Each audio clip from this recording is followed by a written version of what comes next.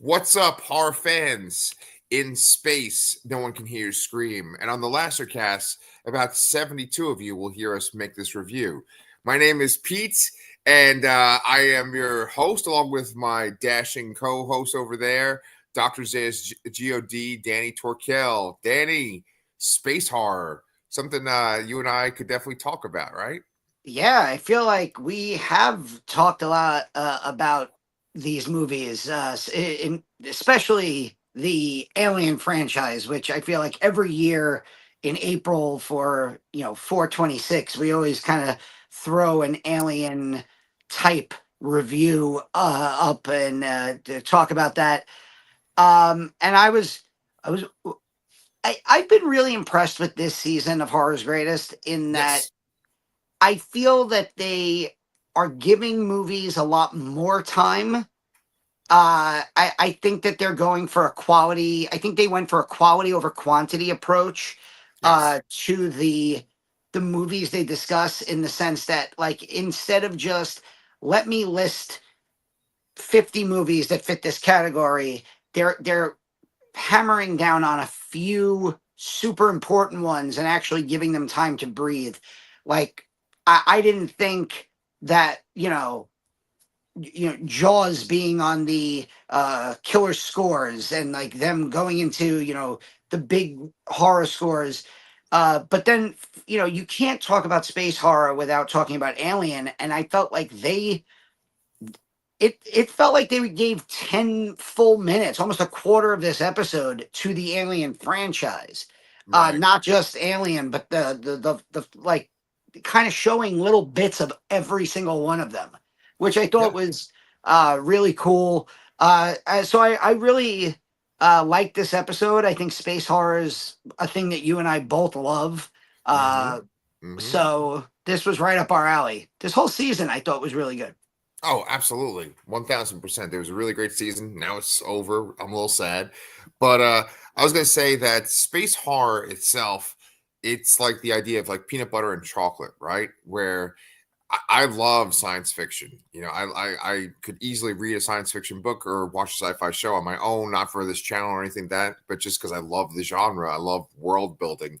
And you get that in every single space horror movie because, it has to be science fiction for people to encounter aliens, right? Or to just experience space travel like they do in these movies. And I've seen most of the things on this list, but then of course there's some that I haven't seen. And I knew that when they start out, which they obviously would have, because they always kind of start at the earliest examples. I knew they were going to have those sort of 1950s black and white, maybe even earlier films that are like science fiction horror movies. And I was like, I knew there was going to be some that I've never seen because I've never seen the original version of The Thing, and I've never seen It Okay. Came from Outer Space. So Oh, I I, have seen. I guess I accidentally made a ticker, wrong ticker here. I think that this is about the alien that said that he was homosexual. It came out from outer space. It came Okay, out.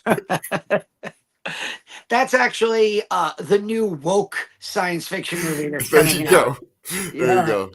Yeah. But it came out from outer space. Now I'm just picturing the alien from American Dad. Uh, Right. Right. who is that? Roger, right? Uh, Yes. Well, I mean, in Alien, when Dallas is in the vents and the alien pops out, I always kind of felt like it goes like, "I'm an alien" when it pops yeah, out. give me a In this, hug. right? It'd be like, "I'm gay," All right, but anyway, go ahead. I have seen the original Thing from Another World, and it's funny you bring this up, because like I have a lot of blind spots, and I've tried to like fill in some gaps over the years, and like Yeah. 50s sci-fi horror is one of those blind spots. uh Mhm. in that, when I was growing up, I got so into like the science fiction horror movies of the 70s and 80s, from Alien to The Thing, Right. The Fly, like these types of movies. And then, like, so I think it was kind of like one of those things where I saw The Blob, the 1988 remake of The Blob, which is Yep. fucking great.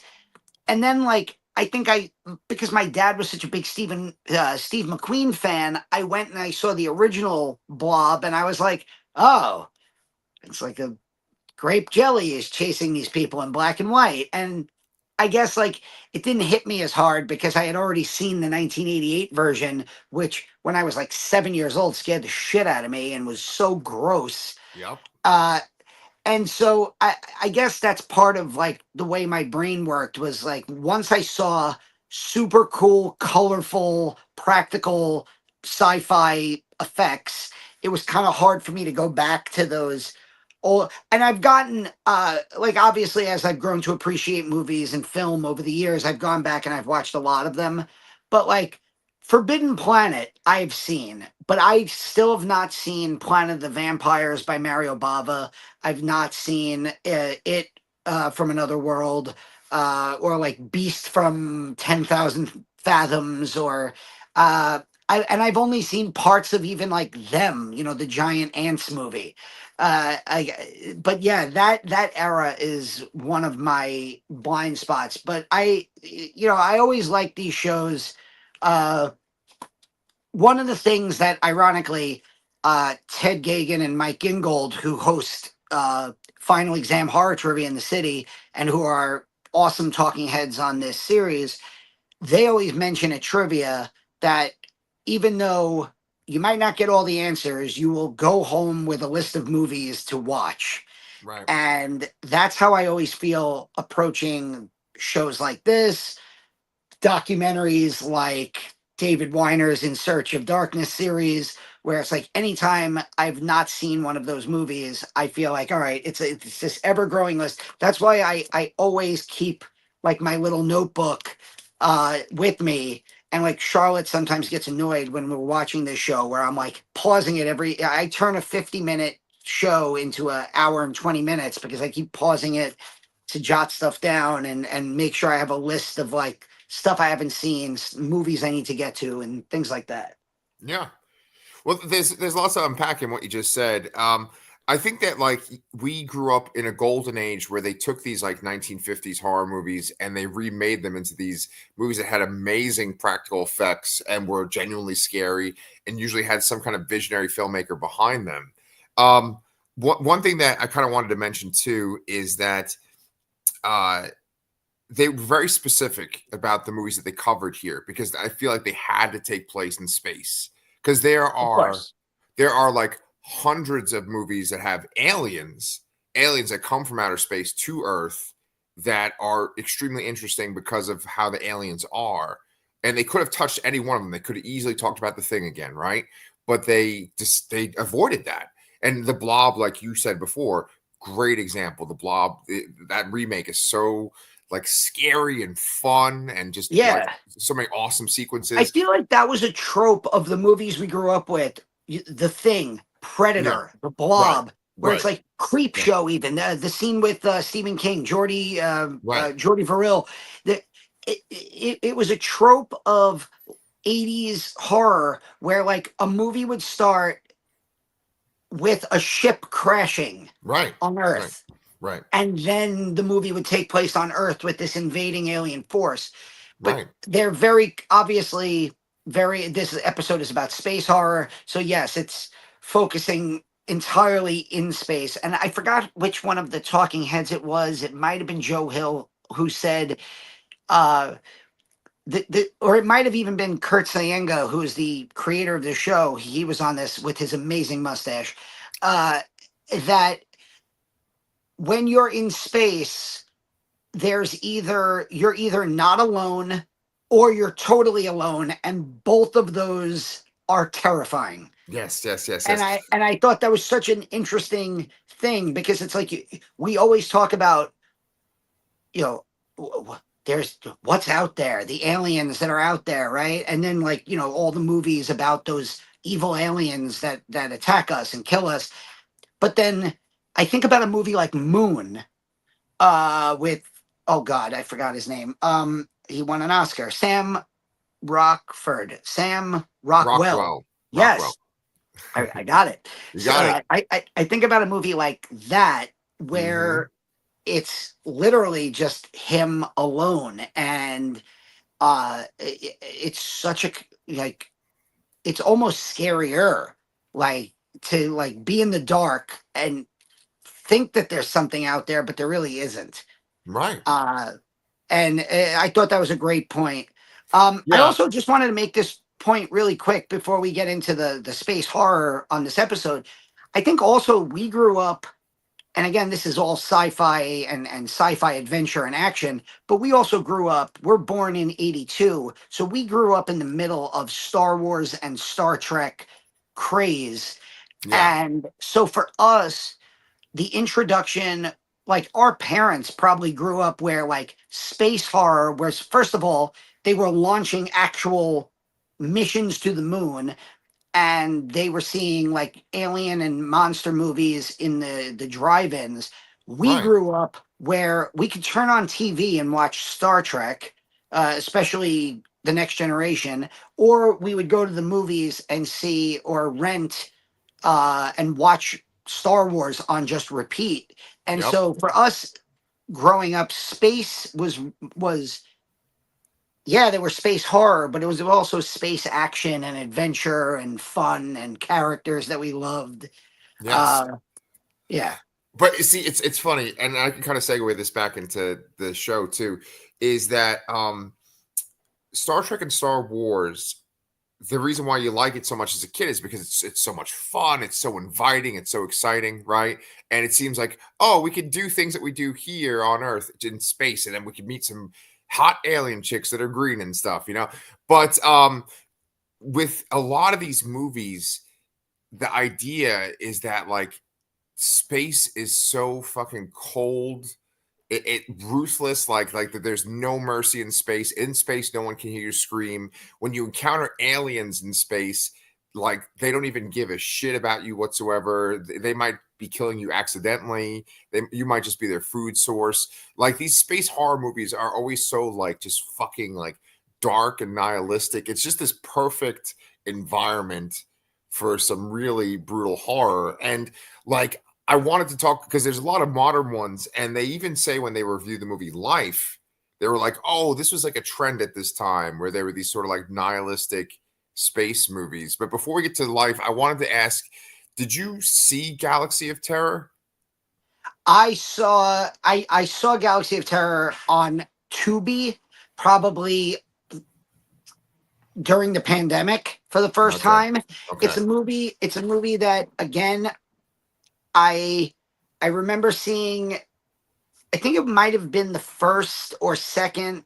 In Search of Darkness talks about it. It's an early 80s Roger Corman alien ripoff.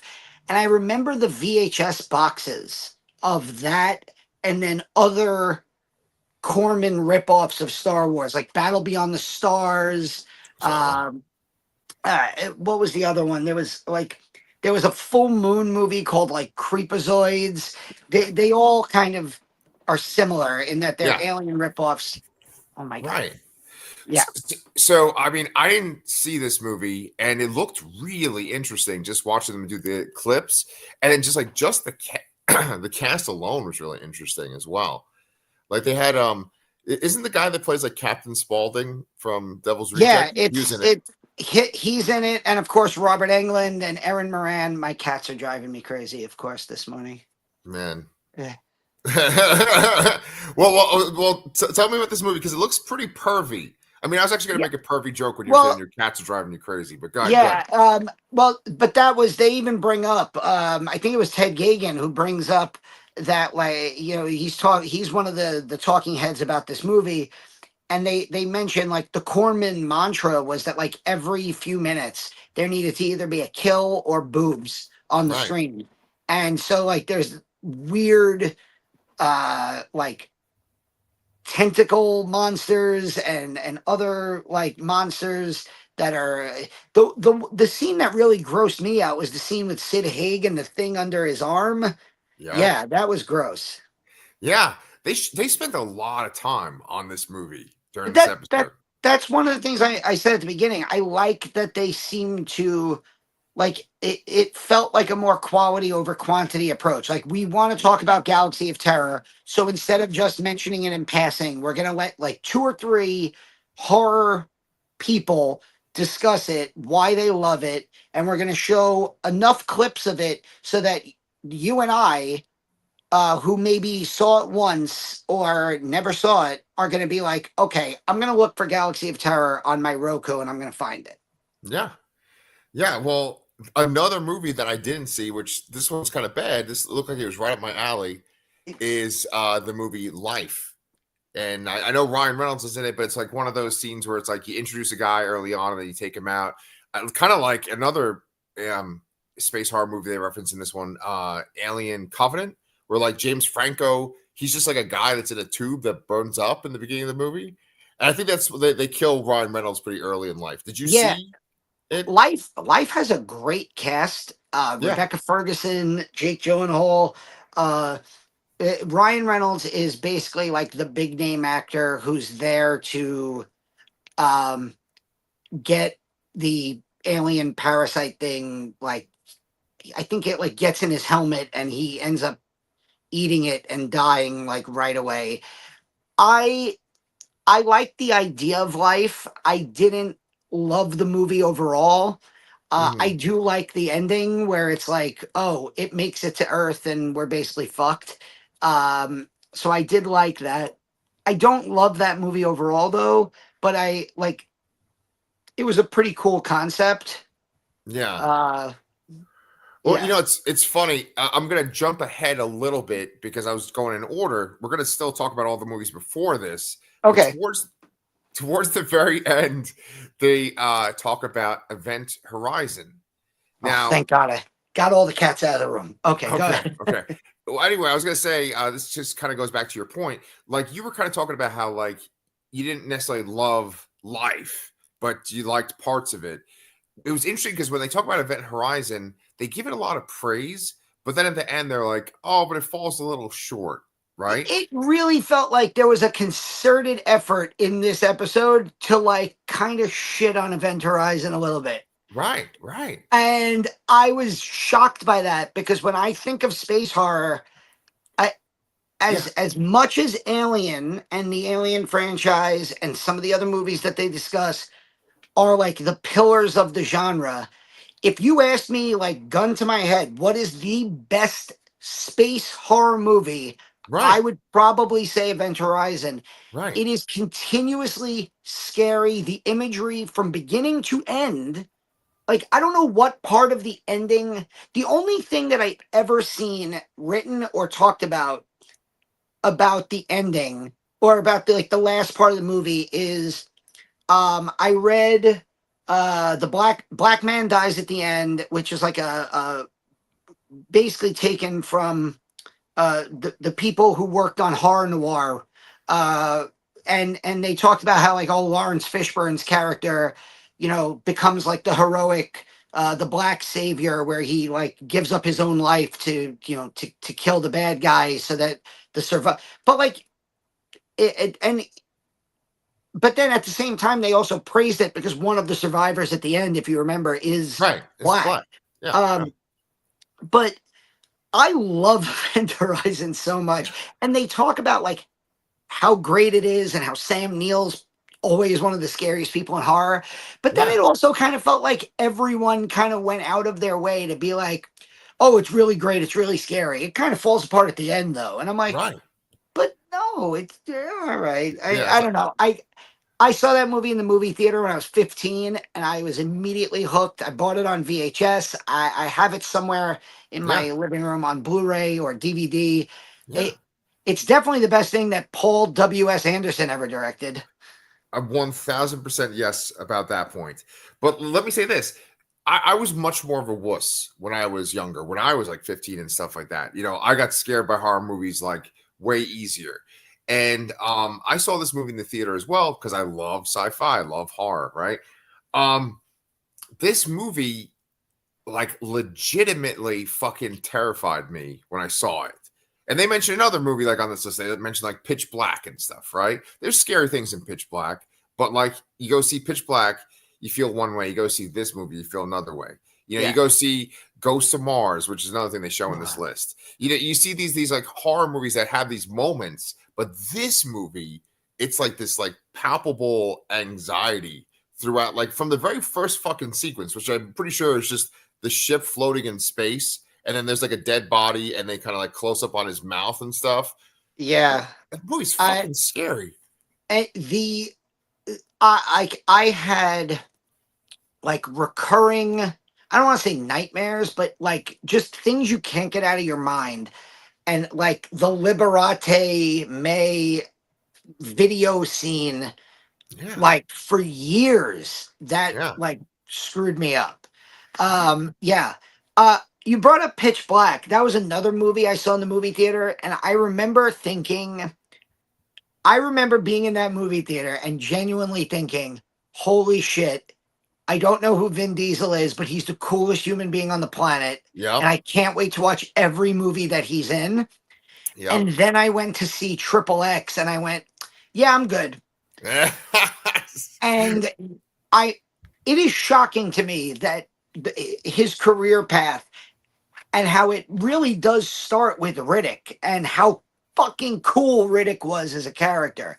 And Right. that's a great movie. Keith David is in that. Roger Yep. Mitchell, who Yep. goes on to make a ton of genre movies, horror movies. Uh, really awesome sci-fi action horror movie with pretty cool monsters, pretty cool aliens, good concept. I when they brought that up, my first thought was like, holy shit, like Pitch Yeah. Black. Wow. Like I Yeah. haven't even thought of that movie in a long time. No, no. I knew it was going to come up because I've always kind of like been fascinated by it because they essentially made this like sci-fi franchise because there's Pitch Black, then there's Chronicles of Riddick, then I think there's another movie that's just called Riddick. There's like at Yeah. least 3 of them. And then there's Pitch Perfect 1, 2, and 3. Yes, yes, and that can be really fucking scary too. Yeah. But That's like, did you ever see the like, wow, this trilogy is weird, and it's like 28 Days starring Sandra Bullock, where she's yes, like a recovering alcoholic, and then it's yes, 28 days later, 28 right, weeks later. right, Yeah. right. And but see, like that's the whole thing. Like Pitch Black, they make this whole fucking universe, and he like Riddick is this character that stands out. Like all these movies, they have that world building stuff in them, especially when they're in like the far future and you go to other planets versus like people are on a space mission and like it's almost kind of modern Earth and crazy things happen. Like even in a movie like fucking Leprechaun in Space, there has to be world building. You know, it's complete trash. It's funny. I actually haven't seen Leprechaun in Space. I saw Leprechaun in the Hood. Lep in the Hood out to do no good. I remember that from the rap in the movie. But Did you go back to the hood? I did, yes. Okay. And so did Warwick Davis before he blew up. In this, they show him getting airlocked. That was one of the great sequences. And of course, it's kind of funny because they show 2 alien movies because I think they show 3 fucking alien movies, right? Because they show, yeah, they even show Resurrection. I was like, there's a lot of alien resurrection in this episode. Yeah, I mean, well, the trope of the airlock is like synonymous with the Alien franchise. Like, I Right. feel like even in Romulus, they do like an ode to the airlock sequence. In Covenant, also, it's like the alien, like the vehicle hits the alien and knocks it out into space.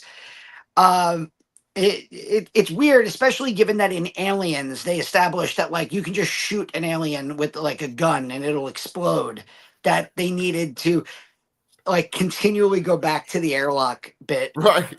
But I do like that they go into the slasher in space subgenre.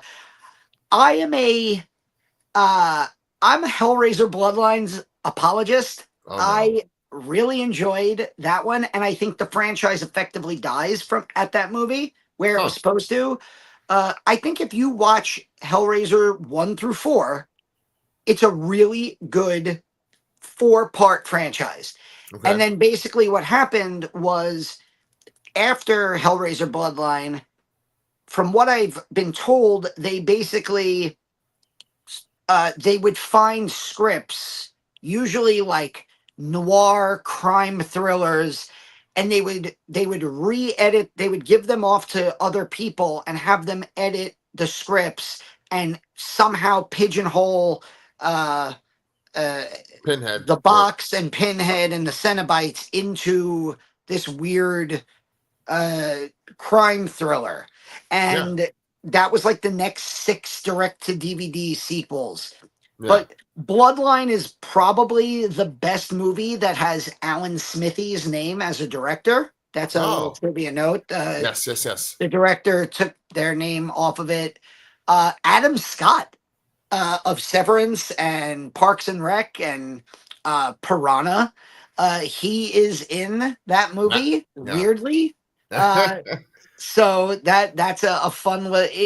I enjoy Hellraiser Bloodline, and I like Jason X. I think Jason X is a. I think it does as great a job as you can do with the silliness of that concept. Yeah.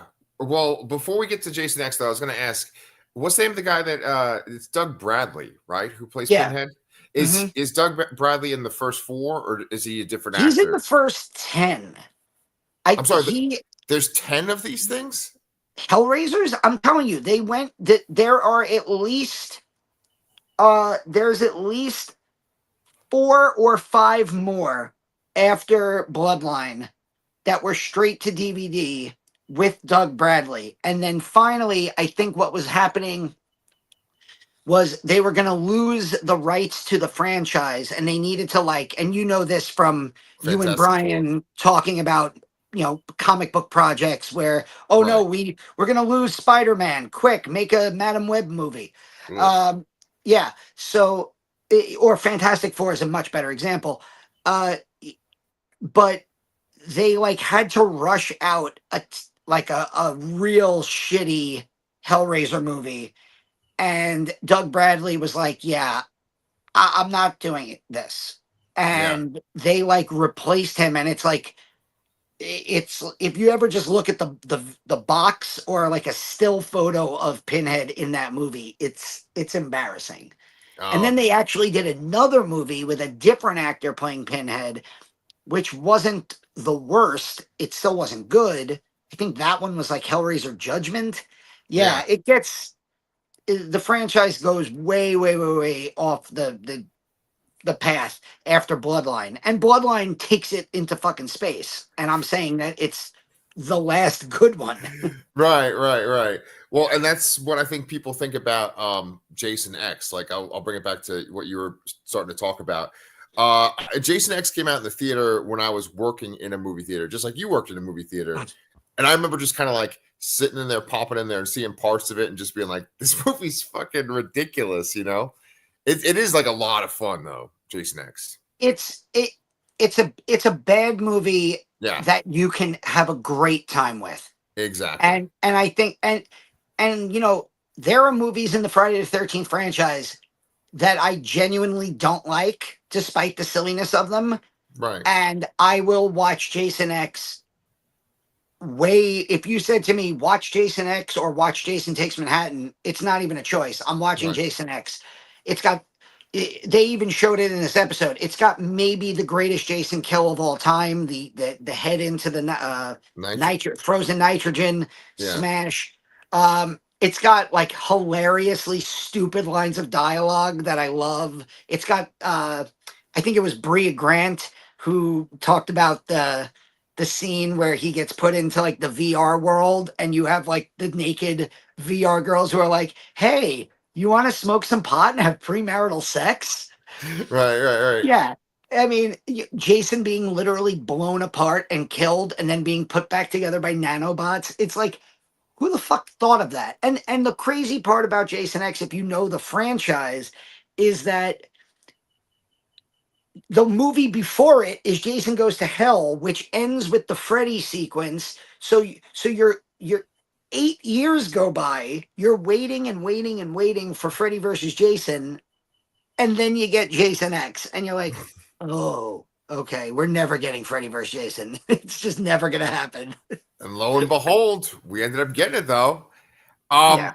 It's so funny because it's almost like when you pull back on a slingshot, you know, you're going to pull back something and then so you can launch it, just like you're going to launch something into space. Talk about all these movies, these Hellraiser sequels, the Jason sequels. You know, we're kind of getting into this one end of the horror spectrum.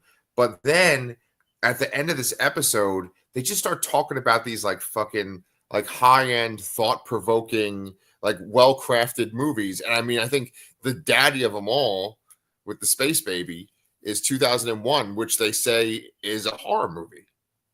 You know, would you agree with that? I think I really like the way Alex Winter talks about 2001, and and this is where I think it's very easy. And our next video, to give a little preview, we're going to be talking about horror movies at the Academy Awards. And I think what tends to happen is horror as a genre, as we know, gets looked down upon. And so I think that a lot of great filmmakers love the horror genre and they will incorporate horror elements into their movies. Like Yeah. Scorsese talks about this all the time about how, you know, he's wanted to make a horror movie. He does eventually do Shutter Island.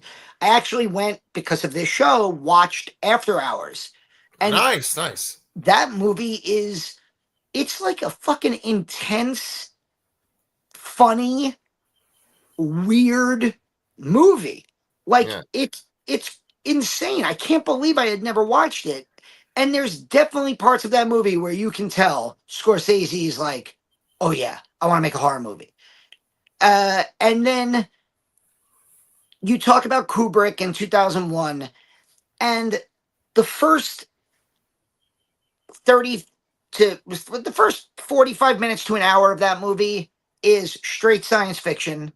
The last 30 minutes of that movie is just wild out there, acid trip science fiction movie. But there's an hour of that movie in the dead center that is pure horror. It's Right. it's a killer. It's a robot, an AI robot. I like that they're basically like HAL 9000 is basically how we're all going to die. Yeah, right, right. Siri and Alexa are just going to become sentient and they're going to kill us in our sleep. Yes. Or they're going to cut the cord and we're going to, fly out into space. Right, right. And HAL 9000 is a horror movie villain. It just is, from the way it's filmed. When you get first perspective, you get Hal's vision. That is every horror trope in the world. But it's only done for like an hour of a 2 hour and 40-minute movie, so you can't call, I would never call 2001 a horror movie, but I would absolutely say that HAL 9000 is one of the great, scary villains of all time. Like Darth Vader is one of the greatest villains of all time. He's not a horror movie character, but he's fucking scary when you're a kid. And, Yes, uh, yes. No, I mean, also I will always defend HAL 9000 because he's the only reason, the only saving grace of my terrible middle name, which is Hal. I did not know that. Yeah. So is it Daniel Hal Torkel? Is that your full name? Yes, and as I tell my mother often, thank you for ending every single one of my names with the same sound and same letter. Oh my God. Okay. Wow. Really, yeah. We're like And 4 years plus into this. I'm just learning this now. my favorite thing is that she'll go, we didn't know any other H names, and I literally will just start yelling at her, Henry, Hank, like, how do you miss Henry? It's right there. Oh man. Well, that's okay. I didn't know your middle name was Hal. That's crazy. Yeah, it's a stupid one. No, it's all right. I actually have two middle names, but to stay on track and stuff, you bring this great fucking point. It's a spoiler for our next fucking video because I was gonna make this goddamn point in our next video where it's like some of these filmmakers can make amazing horror sequences in something that's otherwise not horror. I think Stephen King is, I'm sorry, Steven Spielberg is like the Oh, perfect example of that, right? He can make terrifying fucking things in his movies, but not they're not horror movies, right? yeah. So, There's at so least one scene in every Indiana Jones movie that gave me nightmares right, growing up. exactly. Yeah. I think we even kind of talked about that in our previous video too. But what I was going to say though is that like some of these movies on this list, like I don't think you necessarily would say are horror, but then they have these crazy, crazy horror sequences. And there's one movie on this fucking list that I love. I love Sunshine. And I think that Danny Boyle is a great example of a director that, like, I mean, yes, he made fucking 28 Days Later, which is like this perfect example, right? But he can make some terrifying fucking things in his movies. I love Sunshine, and one of the that's another movie, kind of like I guess like Event Horizon, where for the big criticism I've always heard about Sunshine is people don't like the ending. Right. I fucking love the ending. I love it. I think it makes the movie so much better. And maybe it's just because, you know, the horror fan in me and like, but, and people are like, oh, it's such a drastic tone shift in tone. I'm like, is it though? Right. Like, and I love the idea of like that I don't know. I people complain that it becomes a slasher movie at the end. I'm like, I don't see it particularly that way, but Sunshine is fucking great, and it's Danny Boyle, written by Alex Garland. I mean, it's one of those movies where it came out at a time where if you look at the cast like a few years later, you're like, oh my god, all of those people are in the same fucking movie. That's right. That's Like right. Chris Evans is in like he has like a small part. He like becomes Captain America very soon after, I think. Mm-hmm. Cillian Murphy, obviously, you know, he's now one of the biggest actors in the world. Peaky Blinders just won the Oscar for Oppenheimer. It's got an amazing cast. It's got two geniuses behind it, director and writer. And if it's one of those movies where if you haven't seen it, it go watch it. Yeah, definitely. Yeah. Yeah. Well, okay. So if you haven't seen it, that's the next to segue into these next few films because I haven't seen these last three films on this list. Okay. And I'm wondering if you've seen them. I'm assuming that you saw the original Solaris and probably the remake too. You are assuming incorrectly. I have not. Oh, I have not seen Solaris. I was recommended to watch this years ago, and it's one of those movies that because it's you know, again, I'm going before the days of like being able to search up on Roku and like maybe rent it for $4 in my bedroom. I never was able like outside of like buying it on a Criterion Collection $50 DVD Blu-ray. right. I've never been able to like get a hold of a copy. But that's definitely a movie that I want to see. I've heard the remake with it's George Clooney, George right? Clooney. Yeah. I love George Clooney, so I'll definitely watch that. And I think I know the woman who's in that movie with him is the one from The Truman Show. Yeah. Yeah. She is. Yes. Yeah, and I like her a lot. Natasha McElhone, something like that. Sure. Uh, I definitely want to watch Solaris, but no, I've never seen it. What's the other ones that you haven't seen? Okay. So then there's two of them. They're both foreign. There's this movie, Ikari I X never Bait. even heard of that movie. Ditto. But it looked trippy as fuck, you know. And then last but not least was this other one, Aniara, right? Yeah. Right? But No, some good. I just I really like that.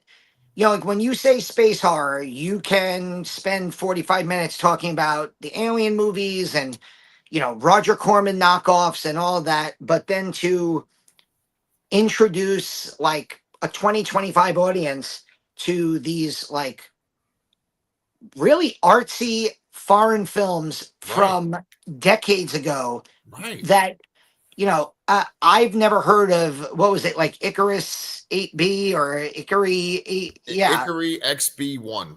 yeah.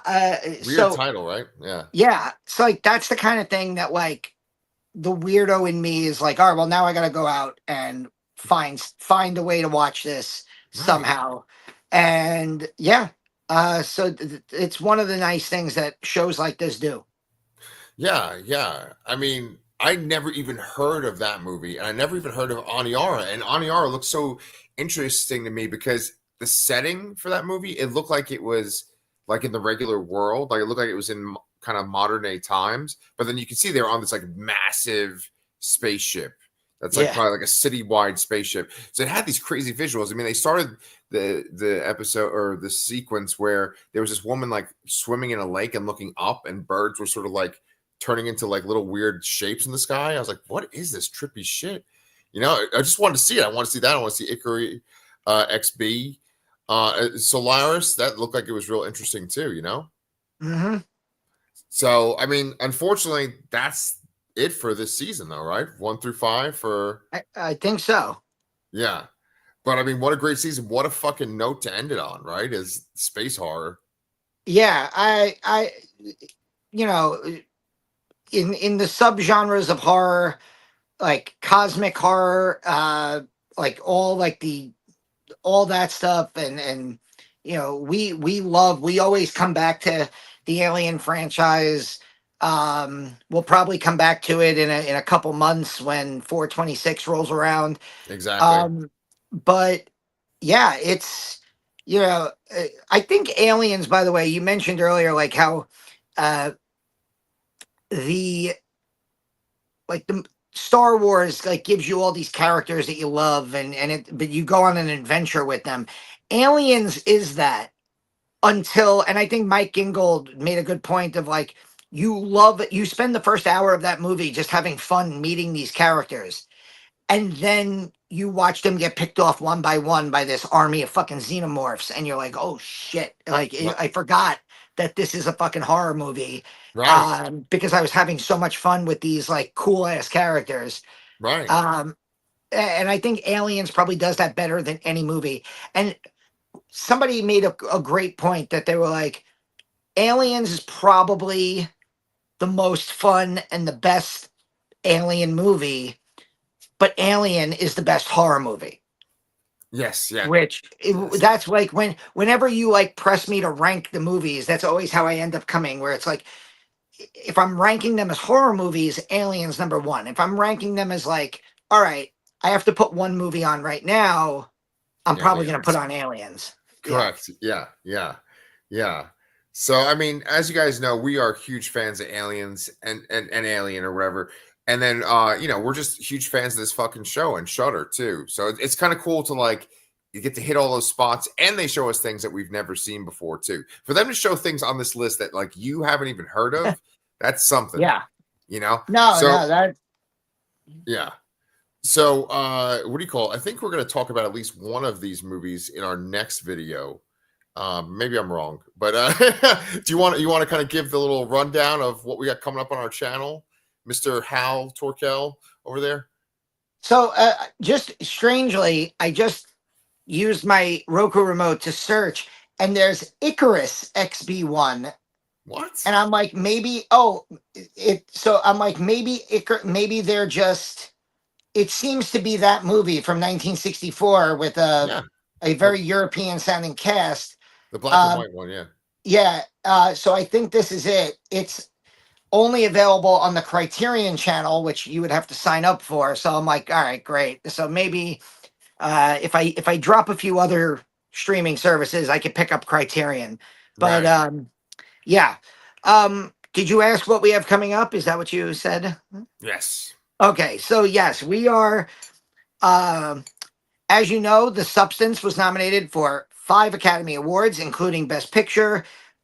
And so, as the now seventh horror film to get nominated for Best Picture, we are going to, about a month before the Oscars, look at the history of horror movies at the Oscars, do a quick dive into the other 6 movies that were nominated for Best Picture, talk about winners, movies that were that performances and that won, and yeah, and then we will. I have some shorts up on the channel. I had a very busy week on Wednesday. I went into the city to for a press screening of Hard Eyes, the new Oh yeah. slasher movie from Josh Rubin, the director of Scare Me and Werewolves Within, written by the guys who did Freaky, Happy Death Day, and Oh more. shit. Okay. And it is so much fun. I have a short review of that up on the channel. I highly recommend going to see that when it opens in theaters. And then Thursday night, I went to see Companion, which is awesome. Another really cool sci-fi horror comedy that I think you guys will definitely enjoy. Although I would say avoid watching the trailers for it because the second trailer pretty much spoils any surprise that there was from the first trailer. Okay. I'm actually going to see Companion tonight with my wife and 2 friends. Yeah. Awesome. Yeah. So we got a lot of shit coming up on the channel. We actually made it through an entire recording without any technical difficulties. That probably means that within the first 30 seconds of the next one, I'm going to freeze and Danny's going to sound like a robot. So anyway, his middle name is Hal. But anyway, so we got to get going though. Thank you guys for watching. Check out our next episode and we will see you guys real soon.